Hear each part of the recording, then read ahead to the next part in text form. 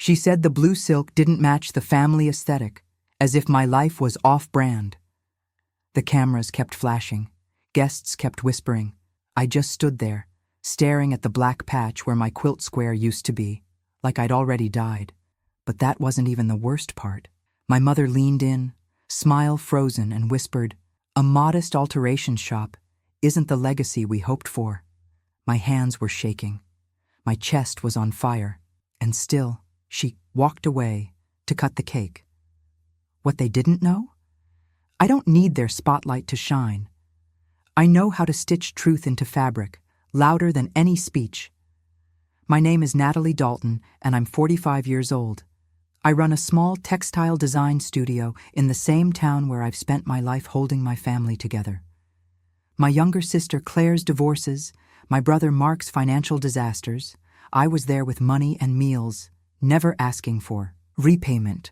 When Mom's arthritis flared and Dad's heart gave warnings, I rearranged my life to care for them. The familiar whir of my grandmother's Singer sewing machine keeps me company late into evenings while client invoices pile up unpaid. Mother manages our family image like she manages her garden, pruning away imperfections. At Christmas photos, they shuffle me to the edges, then crop me out entirely. What they don't realize is that every textile tells its story through thread and technique. I know how to read the truth in seams. But let me start from the beginning. I'll never forget the night they erased me. It was my parents' 50th anniversary celebration, held in the grand ballroom of the Riverside Hotel. You know the kind of event, where everything's dripping in gold and crystal, trying too hard to feel important. I'd spent the morning helping set up, straightening name, cards, and adjusting flower arrangements while fighting down my nerves. The centerpiece of it all was this massive easel draped in dark blue velvet, positioned right next to the head table.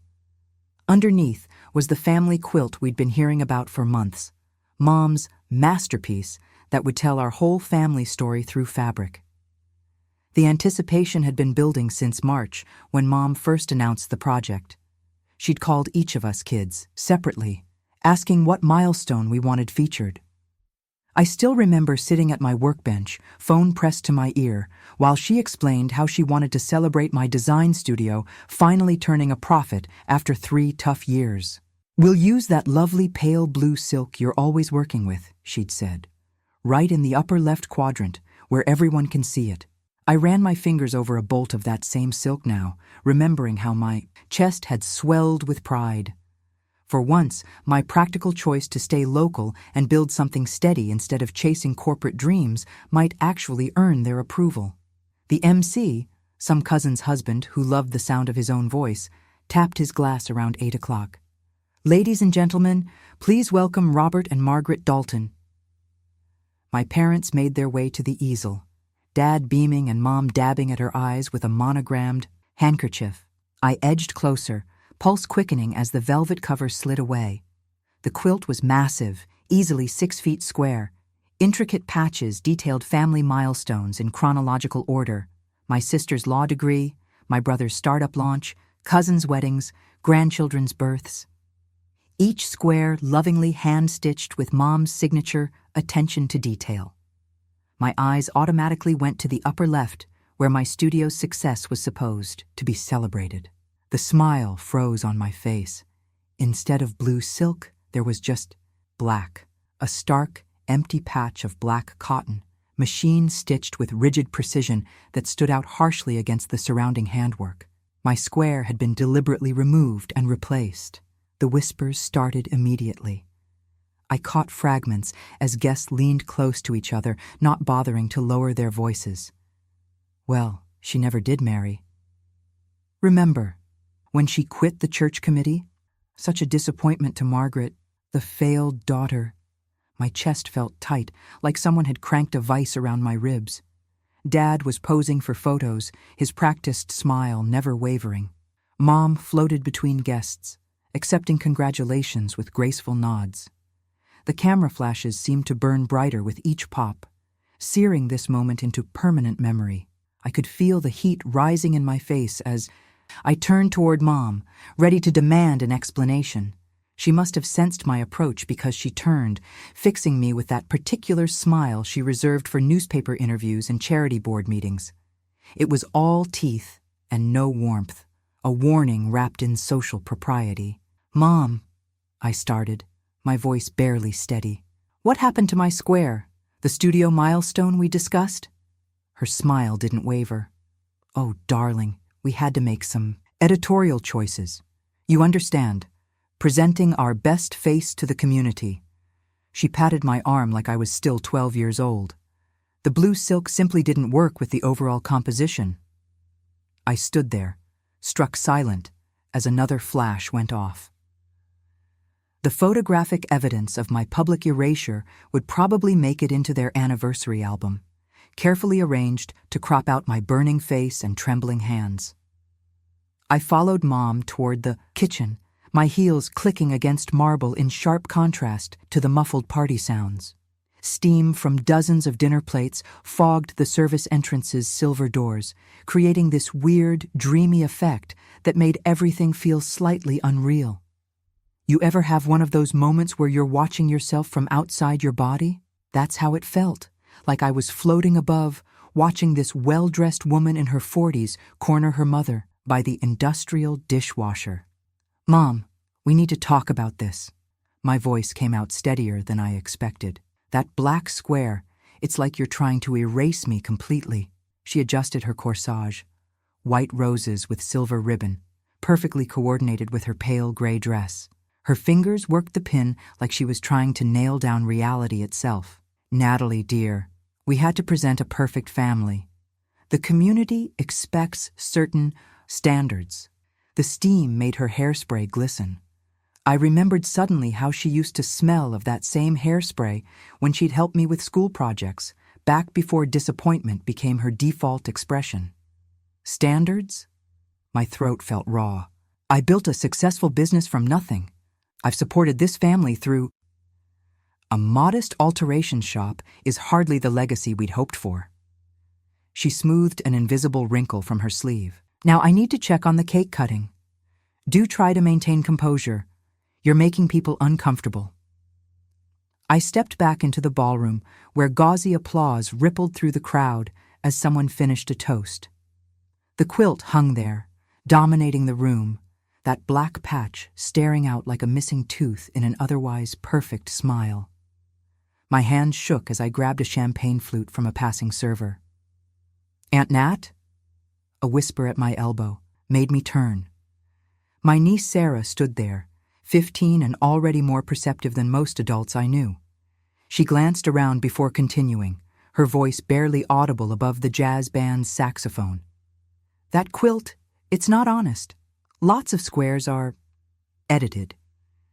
I took a slow sip of champagne, letting the bubbles steady my breath. "What do you mean, edited?" "I heard Grandma talking during the fittings. Uncle Mike's business square? The one about his tech startup success?" Sarah's eyes darted toward my brother across the room. "They finished it before his company filed for bankruptcy last month. And Aunt Rachel's perfect marriage patch? Mom says she's been seeing her tennis instructor since last summer." My designer's eye caught details I'd missed before. Varied stitch lengths where sections had been redone, thread dyes that didn't quite match between adjacent squares. Little tells that proved something wasn't quite right with the whole narrative. Dad's voice carried across the room as he held court with his golf buddies.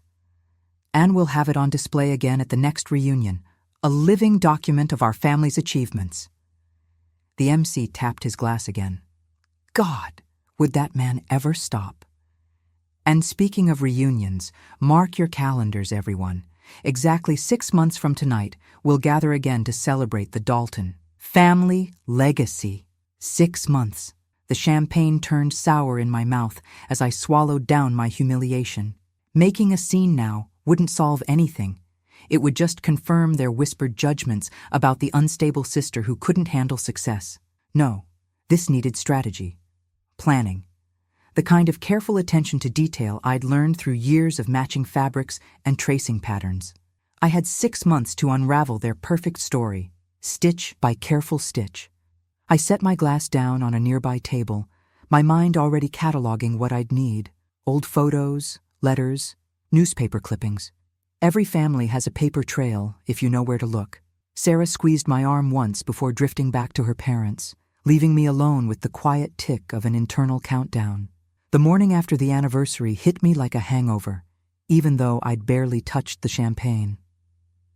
I spread my phone. Photos across the cutting table at my studio, the morning light catching dust motes that danced between bolts of fabric. The familiar scent of chalk and sizing usually calmed me, but not today. You know that feeling when something's off, but you can't quite place it? Like when a sleeve sits wrong or a hem doesn't hang true. That's what kept nagging at me as I zoomed in on each square of that damn quilt. Well, well, well, I muttered, tapping a particularly suspect patch. What do we have here? The square showcasing Mom's garden club presidency was done in a powder blue satin that caught my eye. Not because it was pretty, though it was, but because something about the date didn't add up. I pulled up the fabric supplier's catalog on my tablet. There it was. That particular weave of Renaissance satin hadn't hit the market until 2021, but the square was dated 2019. My fingers traced the edge of the photo, muscle memory from 20 years of textile work kicking in.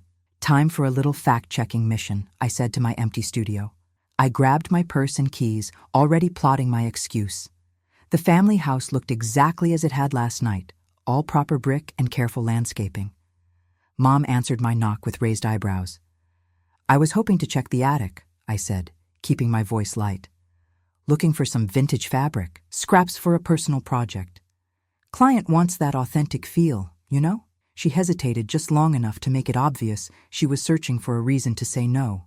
Well, I suppose. Try not to disturb anything. The attic stairs creaked under my feet. Funny how some sounds never change. I'd spent hours up here as a kid, playing dress-up with Mom's old clothes while she sewed downstairs. The musty warmth wrapped around me like an old blanket. Box after box yielded their secrets. Yellowed wedding invitations, church bulletins announcing committees and choir solos, Dad's business awards. A warped shoebox stuffed with receipts caught my attention. Dad was usually so careful about filing those in his office. Inside, mixed with the papers, I found something better, his handwritten notes about the quilt. Presentation order crucial, one page read. Polish needed on Mike's square, emphasize growth. Another note mentioned strategic editing and community image. My hands started shaking. You ever discover something that makes all these scattered puzzle pieces suddenly snap into place? That's what those notes did. The quilt wasn't just a celebration, it was propaganda. A carefully curated myth about the perfect Dalton family, stitched together with as many lies as threads. My phone buzzed in my pocket. Dad's voice filled my voicemail. Natalie, about last night. Let's keep perspective here. The quilt is meant to inspire, to show the family's best face. I'm sure you understand. His tone carried that familiar mixture of dismissal and disappointment that always made me feel about 10 years old. I pulled out my notebook, the good one, with the graph paper I used for pattern measurements, and started copying down dates, names, events. The evidence was there in every mismatched thread and suspicious timeline. Back at the studio that evening, I unrolled the photos again under my work lamp. Mike's square caught my eye, the one celebrating his turnaround year at the company. The stitching used that distinctive metallic thread that Joanne's only started carrying 3 months ago. The same thread that now bordered the black patch that had replaced my square. I circled it in red pen, adding it to my growing list of inconsistencies.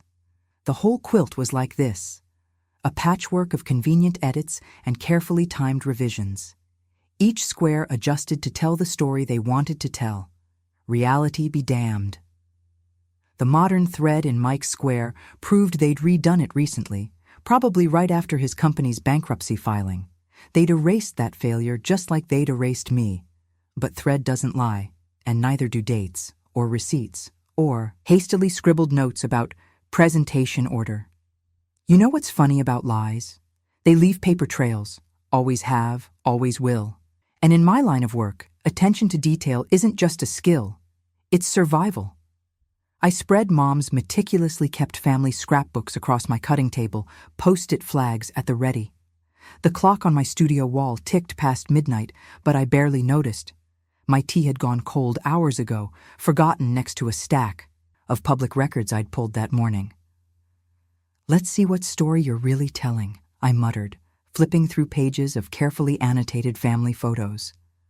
Mom had always been proud of her scrapbooking, dating and labeling everything just so. But now those precise captions were working against her. I marked each discrepancy with a neon flag. Yellow for questionable dates, green for missing people, usually me, surprise, surprise. Pink for what I called creative storytelling. The book started looking like some kind of deranged rainbow. Wednesday morning found me at the public library, hunting through their microfiche collection. You'd be amazed what you can find in old newspaper archives if you know where to look. There it was, in black and white, my brother Mike's bankruptcy filing, dated exactly 6 months before his miraculous business turnaround square on that damn quilt. "Well, well, little brother," I whispered, printing the notice. "Guess that success story needed some creative editing." My sister Susan's timeline was next. I laid out her anniversary photos alongside social media posts and those chatty Christmas letters Mom sends every year. A pattern emerged, a 3-month gap where she'd gone to find herself at a wellness retreat. Funny how that lined up perfectly with the rumors about her and her tennis instructor. Between sheets of unbleached muslin, good stuff, the kind that holds up to heavy handling, I started organizing the evidence. Bank statements, court filings, news clippings, each piece labeled and sorted by family member. The fabric would protect the papers until I needed them, and something about using muslin felt right. It's honest material, sturdy and straightforward. No pretense. My phone rang Friday afternoon, just as I was filing away another batch of documents. Martha Kendrick, one of my steadiest clients. 3 custom tablescapes ordered every year for her charity events. "I'm so sorry, Natalie," she said, her voice dripping with that special kind of pity that makes your teeth hurt. "But I think it's best if we take a break. I've heard some concerning things, and my events can't afford any drama." My stomach dropped. "Martha, what exactly did you hear?" "Oh, you know how these things are." She paused. "At your parents' party. Well, people talk. I'm sure it will all blow over eventually." The line went dead before I could respond. I stared at my phone, watching my hands shake just a little. They were moving fast, my family. The whispers were already costing me business. 6 months. I'd thought that was plenty of time to build my case. But now it felt like sand slipping through my fingers. Every day I waited was another day for their version of reality to take root. I locked up the studio early and took the long way home, past the venue where the anniversary party had been held. Through the service entrance, I watched staff wheeling that quilt into climate-controlled storage. Protected, preserved, ready to tell its pretty lies again at the next reunion.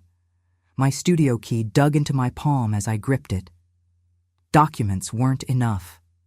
Paperwork could be explained away, dismissed as mistakes or misunderstandings. No, this needed to be visual, undeniable, something that would force everyone to face the truth, sewn right into fabric they couldn't ignore. I touched the locket at my throat, Grandma's, with its tiny scissors charm. The same scissors she'd used to teach me how honest stitches should look, how you could always tell true craftsmanship from rushed cover-ups. My phone buzzed with another client cancellation, but I barely noticed. I was already mentally cataloging fabric stocks, thread types, and documentation techniques. The truth would need to be more than told. It would need to be shown. Sewn into something just as impressive as their precious quilt, but built on facts instead of fiction. Monday morning hit me like a truck. My fingers were stiff from a weekend of digging through archives, but I had a battle plan now. You know that feeling when you finally see the shape of something bigger than yourself? That's where I was. I laid out my phone photos of the quilt squares on the cutting table, each one blown up to show every stitch. Next to them went manila folders stuffed with evidence, newspaper clippings, dated photos, bank statements, the kind of paper trail most families try to bury. "Let's see what stories you're really telling," I muttered, matching each square to its folder.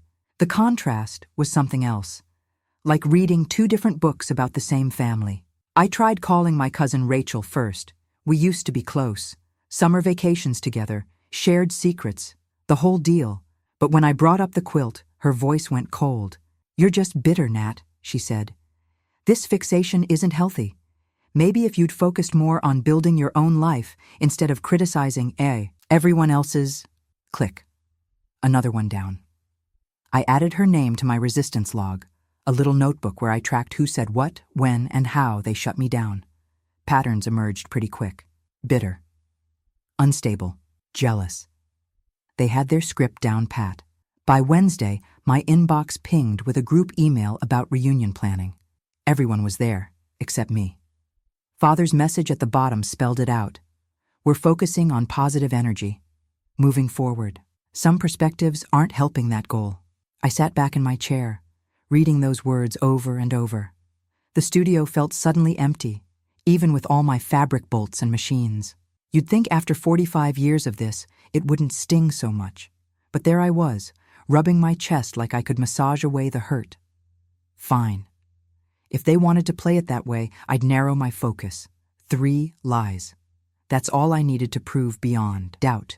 Mike's fictional financial turnaround, Susan's picture-perfect marriage, and my own erased achievement. 3 dominoes that would bring down the whole house of cards. I cleared the longest wall in my studio and hung a massive timeline banner. Every pushpin represented a piece of evidence. Red for Mike's bankruptcy trail, blue for Susan's wellness retreat with her tennis pro, yellow for my studio's first profitable year that apparently never happened. Remember those old detective shows where they'd connect everything with string? That's what my wall looked like by Thursday afternoon. But it was working. The patterns jumped out clearer every time I stepped back to look. Then came the email I'd been waiting for. A reply from Hancock's Fabrics about that specialty metallic thread used to cover up the original stitching on several squares. Dear Ms. Dalton, according to our records, the Luminescence Collection's Silver Core thread line launched in March 2022. It would have been impossible for this specific thread to appear in any projects before that date. My hands shook as I printed the email. The squares showing Mike's success and Susan's perfect marriage both used that thread, but claimed to represent events from 2020.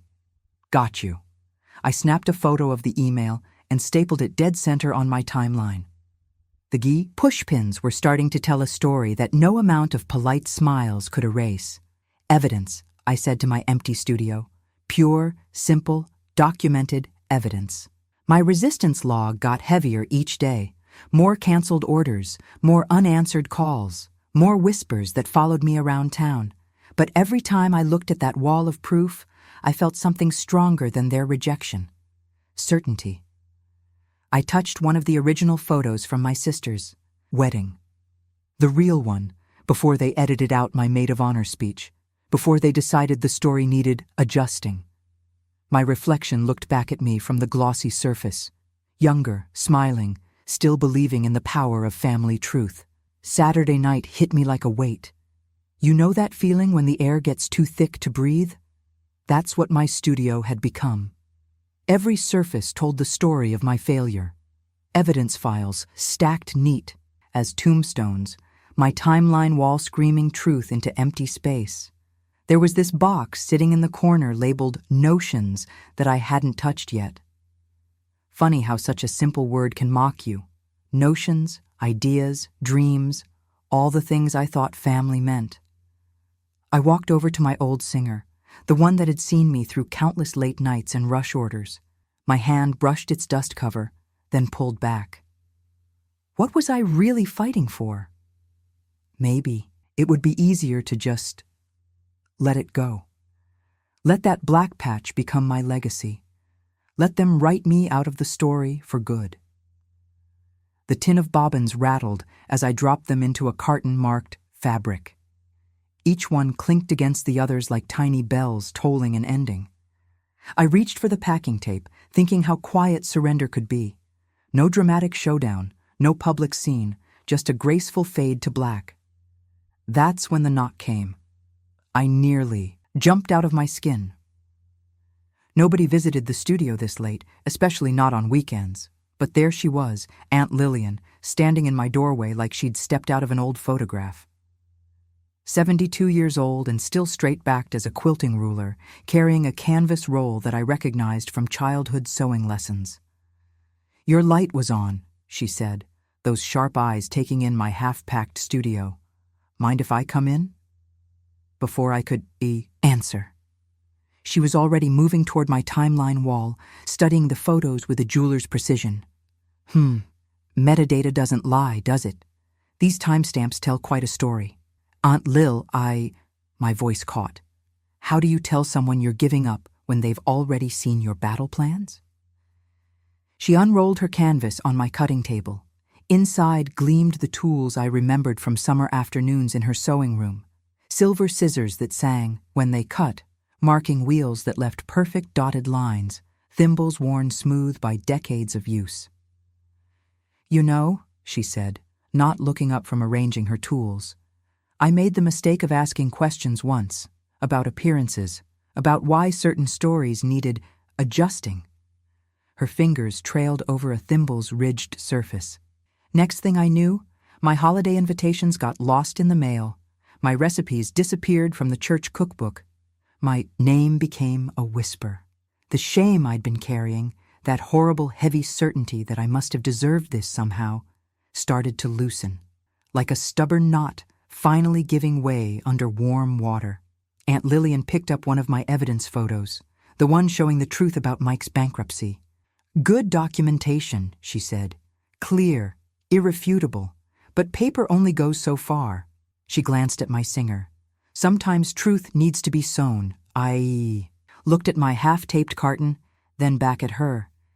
There was something in her expression, not pity, but recognition. The look of someone who'd walked this road before. "Would you like company while you stitch the truth?" My hand moved to the packing tape I'd smoothed across the box. One quick pull, and it peeled back with a satisfying rip. The sound echoed through the studio like a starting gun.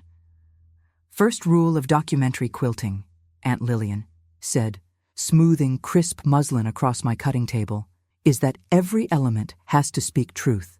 Her fingers traced invisible patterns in the fabric. "Each square makes a claim, each seam shows where that claim came from, and every bit of applique backs it up with proof." I'd never seen muslin look so purposeful before. Usually it's just the practical stuff you use for test runs and linings, but watching Aunt Lillian's hands move across it, I could see its potential. Clean, neutral, the perfect backdrop for evidence. "Here," she said, pulling thread from her canvas roll. "This is what we'll use for the forensic work." She held up 2 strands that looked nearly identical. "See the difference in weight? One's modern, one's from 30 years ago. When you layer them, the age shows clear as a fingerprint." You know that moment when someone hands you exactly the tool you didn't know you needed? That's what this was. I grabbed my phone and pulled up photos of the family quilt. "Look at Mike's success square. They used modern thread to cover up older stitching. We can prove when they changed it." "Exactly." Aunt Lillian smiled. "Now, where do you want to start?" The answer came easy. My erased milestone. I pulled out the invoice from my studio's first profitable year. The one that should have been celebrated on that quilt, not hidden under black fabric. The paper was still crisp, the date clear as day. My hands didn't shake at all as I positioned it along the edge of a fresh square. "Good choice," Aunt Lillian said. "Start with what you know best." She threaded a needle with that older strand. "Watch how this stitch works. It'll show anyone who looks close that these marks were made in real time, not edited later." The singer hummed to life, its familiar rhythm, settling my nerves. Remember playing those counting games on road trips? 1 potato, 2 potato? We fell into something like that, murmuring numbers as we worked. 1 square, 2 sources, 3 proofs. The routine of it was almost peaceful. "Always baste your labels first," Aunt Lillian advised, showing me how to pin small fabric tabs marked with dates and sources. Keeps the record clear, saves time later. Made sense. In court, you've got to know where every piece of evidence came from.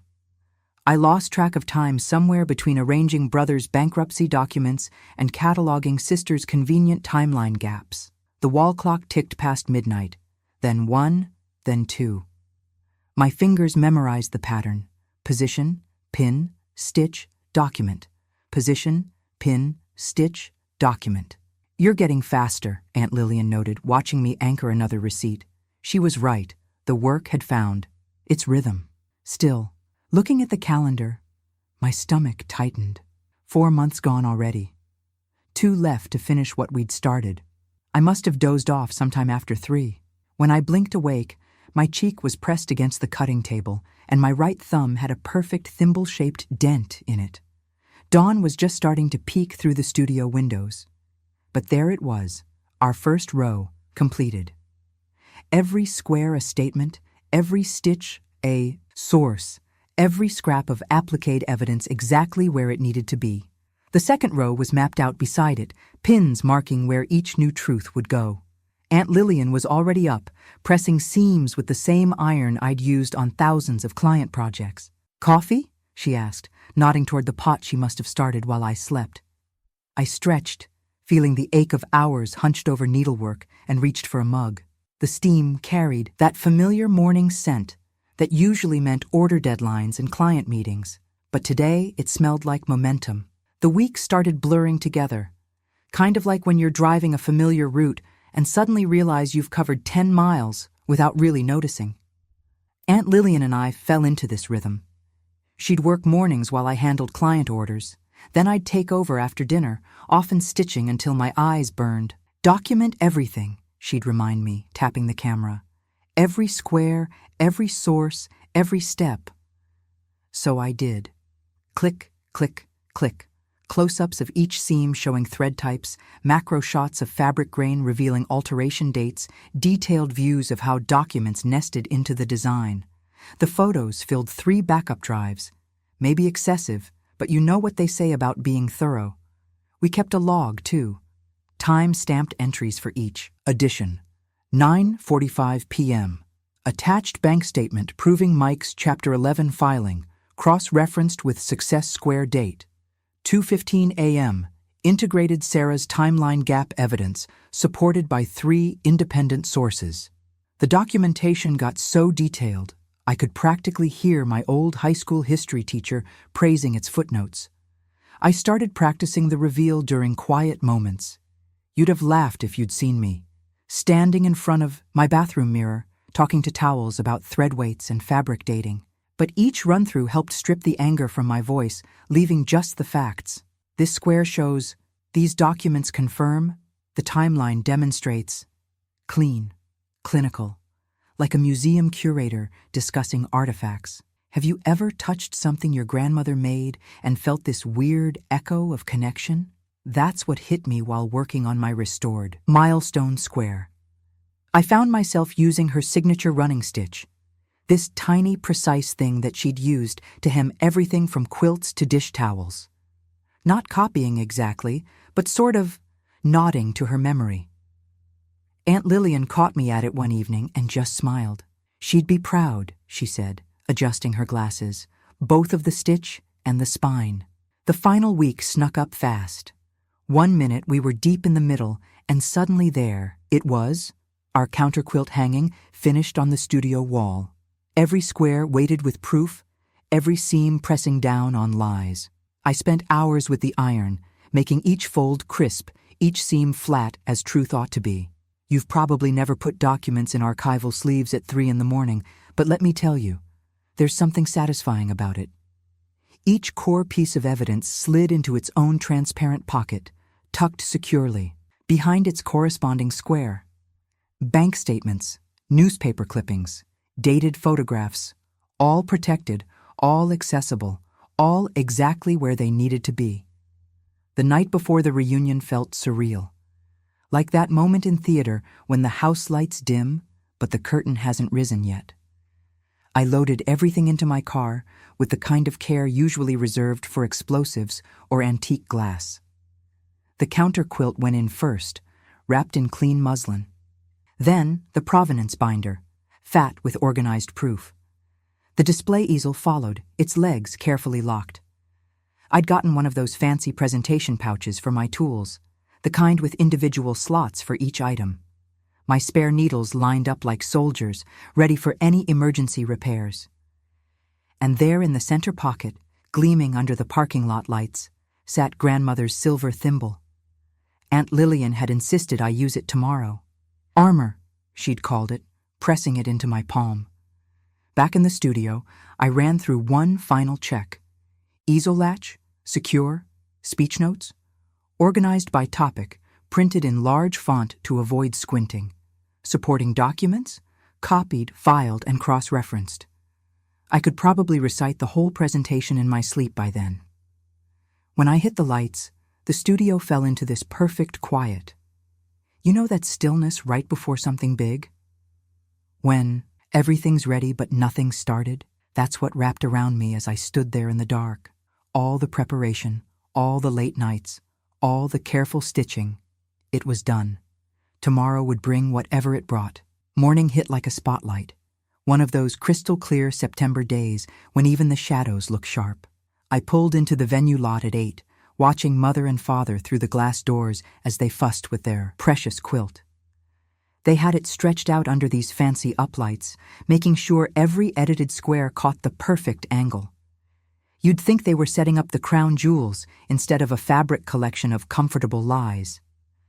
Remember how quiet studios get right before a show starts? That's how my chest felt. This hollow, humming kind of calm. I'd rehearsed the facts so many times they'd stopped being personal. Just data points now, lined up, neat as pins in a cushion. My wheeled case didn't draw a second glance when I rolled it in. Just another bit of reunion equipment. Nothing to see here.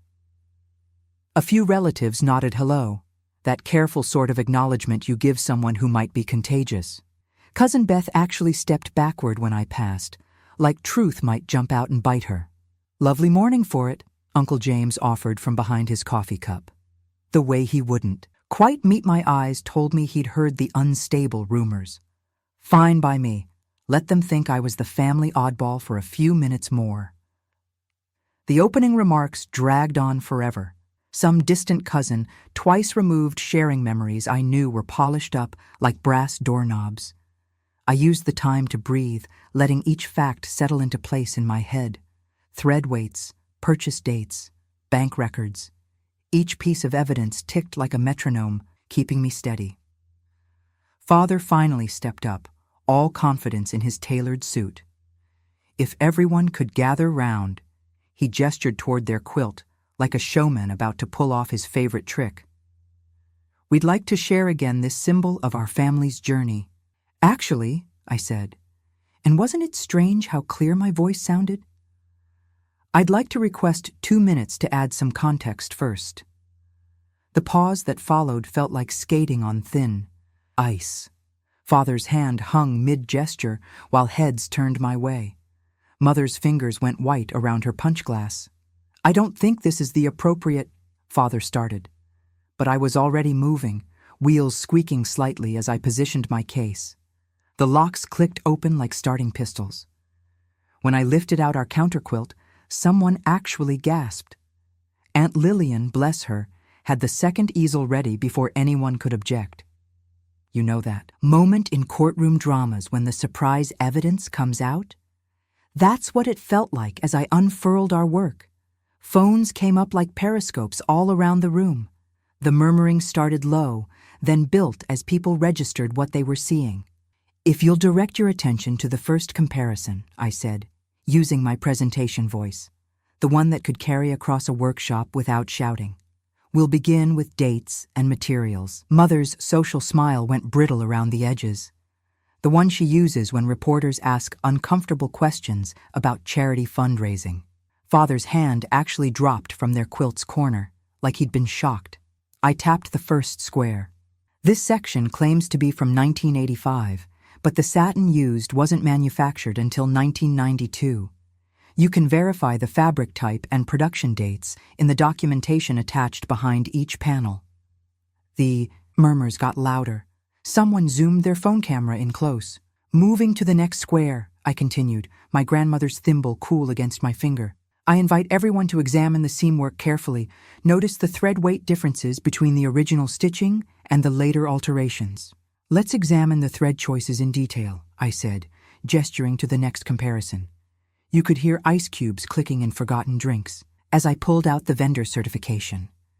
This particular metallic blend wasn't available until 2018, yet it appears in squares claiming events from 2015. I traced the gleaming stitches with my fingertip. Notice how it catches the light differently than the surrounding work? The whispers started building like wind through dry leaves. Aunt Margaret squinted through her bifocals at the dates, while Uncle Thomas kept glancing between the two, quilts like he was watching a tennis match. Now, regarding my brother's turnaround year square, I kept my voice steady as a singer holding a difficult note. The documentation speaks for itself. I lifted the protective sleeve to reveal the bankruptcy filing, its date stamp bold as a newspaper headline.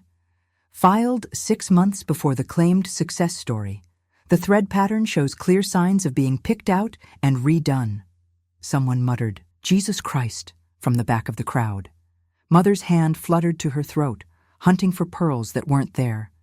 Father's jaw worked silently, like he was chewing on words he couldn't quite swallow. Moving to my sister's panel. I didn't need to raise my voice. The room had gone library quiet. Note the timeline inconsistency. My finger traced the gap where certain months had been neatly excised. The original backing fabric shows shadow marks from removed stitches, which align precisely with... I let the documented evidence of the affair hover unspoken, just long enough for understanding to ripple through the audience. Cousin Rachel's phone lowered slowly, her Instagram-ready smile crumpling at the edges. Even Uncle James, who'd been so careful with his coffee cup earlier, stepped closer to study the proof. Mother tried to salvage things, bless her. Perhaps we should move on to the cake cutting, but her voice wobbled like a vintage sewing machine hitting a thick seam. The pleasant mask she wore to garden club meetings cracked when she saw Aunt Lillian's steady gaze. Father stood straighter, attempting to project authority, but his audience had shifted focus.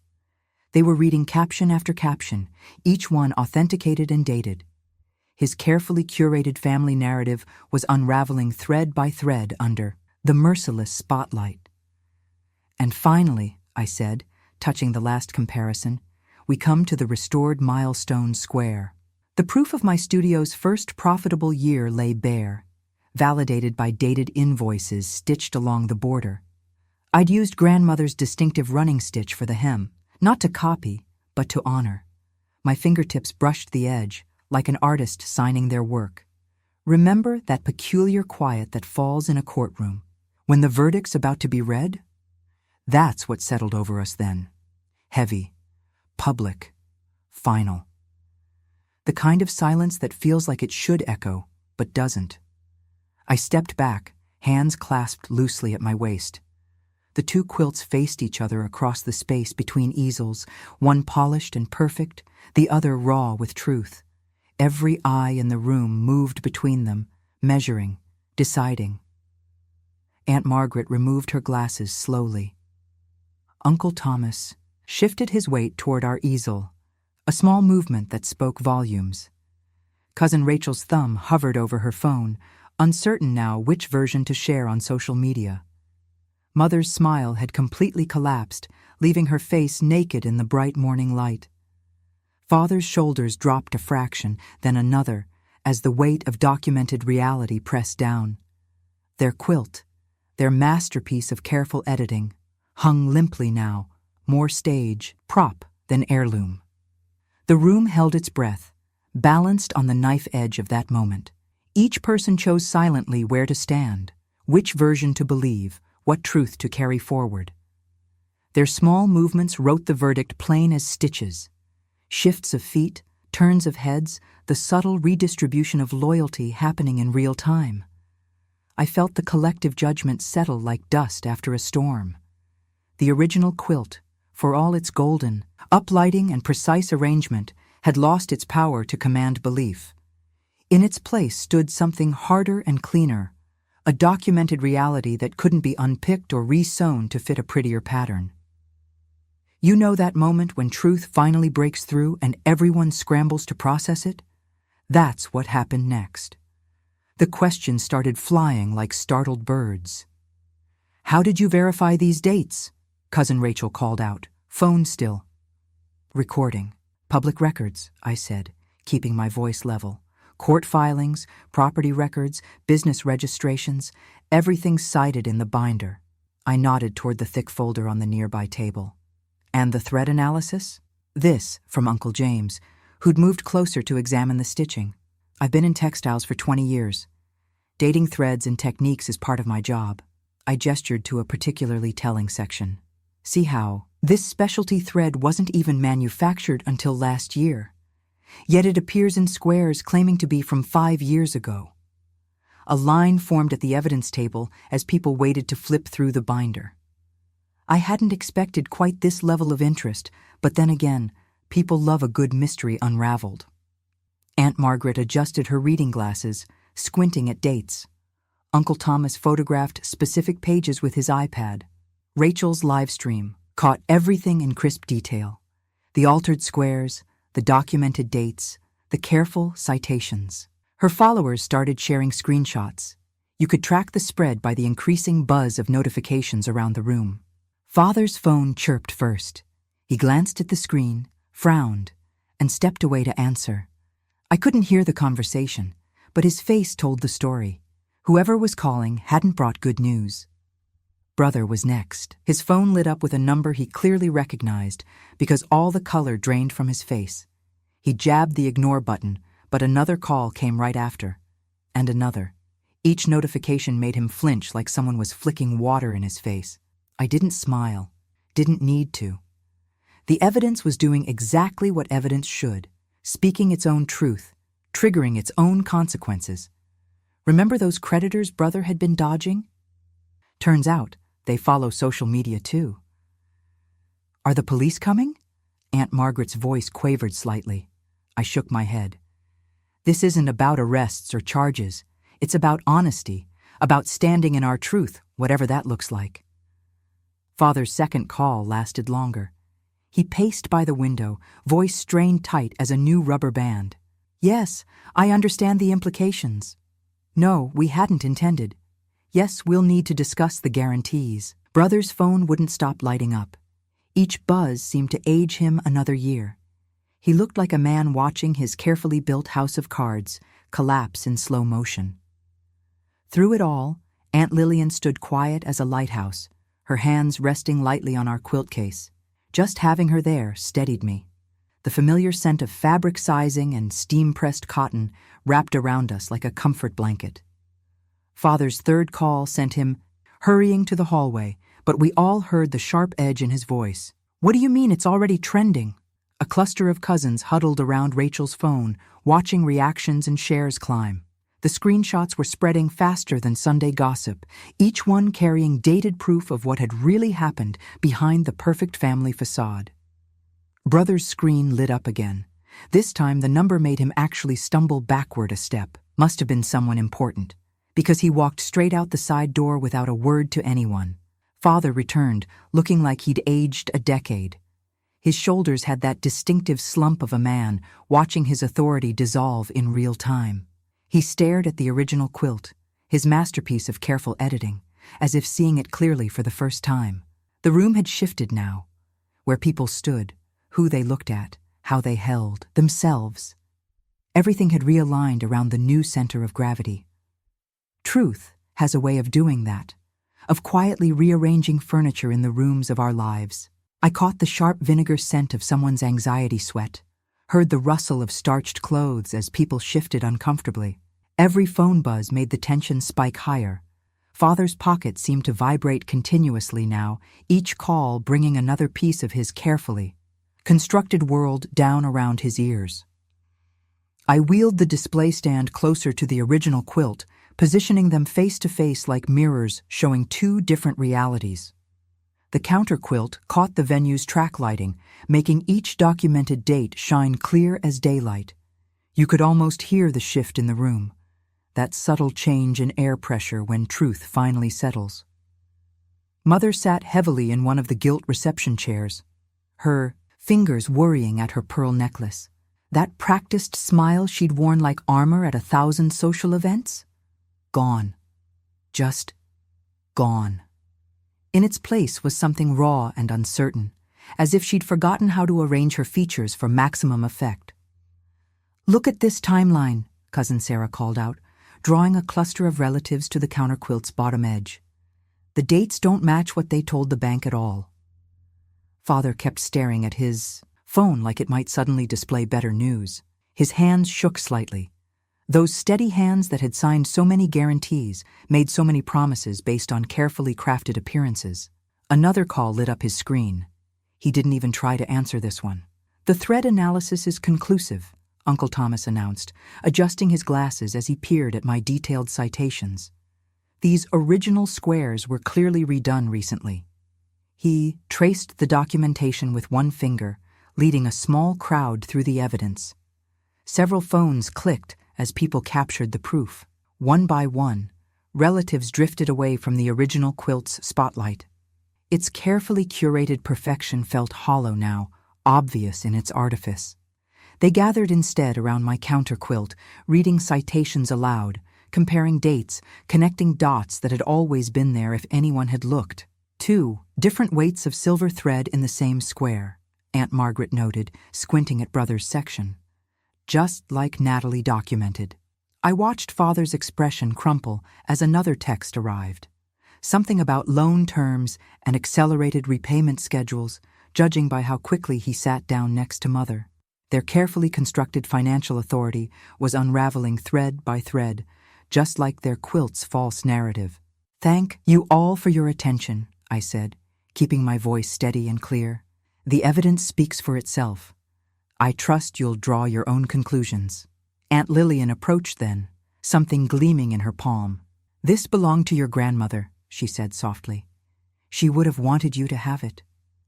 The silver thimble felt cool against my skin as she pressed it into my hand. I lifted it briefly, letting the light catch its well-worn surface. The metal threw back a bright, hard gleam, like truth itself had been polished into physical form. This small tool that had guided so many honest stitches through so many true stories. It felt right that it should be here now. My restored milestone square waited in its protective sleeve. With careful movements, I pinned it into place on the counter quilt, the studio's first profitable year, documented down to the penny. My breathing stayed, even, my shoulders straight. This wasn't about vengeance anymore. It was about restoration. I turned to face the room, feeling the weight of the moment settle into place like the last stitch in a finished seam. "We all know what happened here," I said, my voice carrying to every corner. "The original quilt tried to erase me, to edit out what didn't fit their perfect picture. But here's what I've learned." The silver thimble caught the light, again as I held it up. "Erased threads still sew the strongest seams." The words hung in the air, simple and true. Like stitches holding fast through washing and wear, some truths can't be undone once they're sewn into place. Mother's empty smile. Father's crumbling authority. The family's careful fiction finally falling apart at the seams. And there, at the center of it all, my counter quilt standing witness. Each square a truth, each stitch a statement, each seam a testament to what really happened. That's the thing about lies, you know? They need constant maintenance, constant editing, constant care. But truth? Truth just is. It stands on its own, supported by its own weight. And once you set it free, it has a way of restitching the world into what it should have been all along.